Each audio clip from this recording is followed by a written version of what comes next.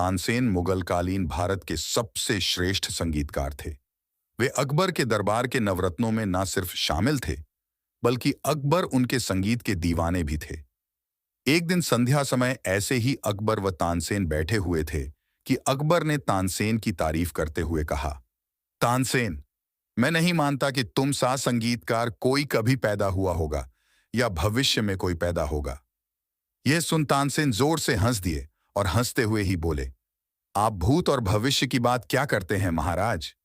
अभी मेरे पूज्य गुरु हरिदास मौजूद हैं और इनके संगीत के सामने मेरा संगीत कुछ भी नहीं। अकबर यह सुनते ही बुरी तरह चौंक गए। उन्होंने दृढ़तापूर्वक कहा, यह तो हो ही नहीं सकता। शायद तुम्हारे गुरु हैं, इसलिए तुम्हें ऐसा लग रहा है। तानसेन ने कहा, नहीं महाराज, मैं जो कह रहा हूं वह बात 100% सही है। इसमें गुरु प्रभाव तनिक भी नहीं। मेरे गुरु हरिदास वास्तव में मुझसे कई गुना प्रतिभावान हैं। लेकिन अकबर को अब भी विश्वास नहीं हो रहा था, सो उन्होंने तत्क्षण तानसेन से कहा, ठीक है, तो उन्हें दरबार में बुला लाओ, मैं उनका संगीत सुनना चाहता हूं। तानसेन ने हंसते हुए कहा, वे दरबार में कभी नहीं आएंगे। उनका संगीत सुनना हो तो हमें ही उनके वहां जाना पड़ेगा। अब अकबर तो कला प्रेमी थे। वे तुरंत तानसेन के साथ हरिदास के घर जाने को निकल पड़े। जैसे ही घर के निकट पहुंचे, तानसेन ने कहा, हम यहां बागड़ में छिप जाते हैं, देखते हैं वे कब राग छेड़ते हैं। अकबर बोले, अरे, हम यहां इंतजार क्यों करें?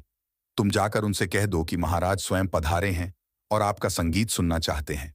तानसेन ने कहा, यह नहीं हो सकता महाराज, उन्हें आपके आने जाने से कोई फर्क नहीं पड़ने वाला। वे तो अपनी मर्जी से अपने समय पर ही राग छेड़ेंगे। अब तो और कुछ किया नहीं जा सकता था। अकबर को हरिदास का संगीत सुनना ही था, सो चुपचाप तानसेन के साथ बागड़ के पीछे छिप गए और हरिदास के राग छेड़ने का इंतजार करते रहे। उधर मध्य रात्रि को हरिदास ने आलाप छेड़ा, और छेड़ा तो ऐसा छेड़ा कि अकबर स्तब्ध रह गए।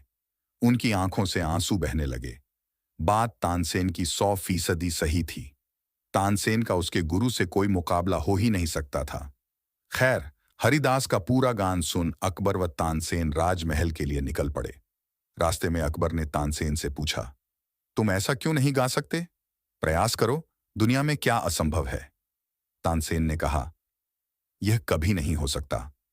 अकबर ने चौंकते हुए पूछा, क्यों?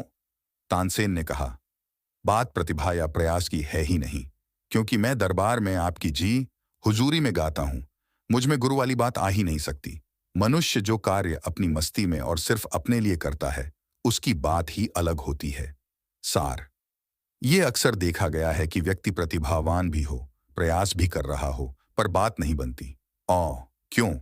क्योंकि मनुष्य अपनी प्रतिभा का उपयोग अक्सर दूसरों पर रुआब झाड़ने हेतु करता है या दूसरों की जी हुजूरी में अपनी प्रतिभा का गला घोंट देता है।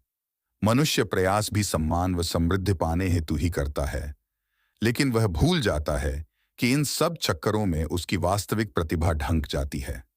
ये ध्यान रख लेना कि जिन्होंने भी ऐतिहासिक सफलता पाई है, उन्होंने अपनी प्रतिभा अपनी मस्ती हेतु अपने पे ही निछावर करके पाई है, और इस कारण उनकी प्रतिभा कुछ ऐसी निखरी है कि पूरे विश्व ने उनकी प्रतिभा को सलाम किया है।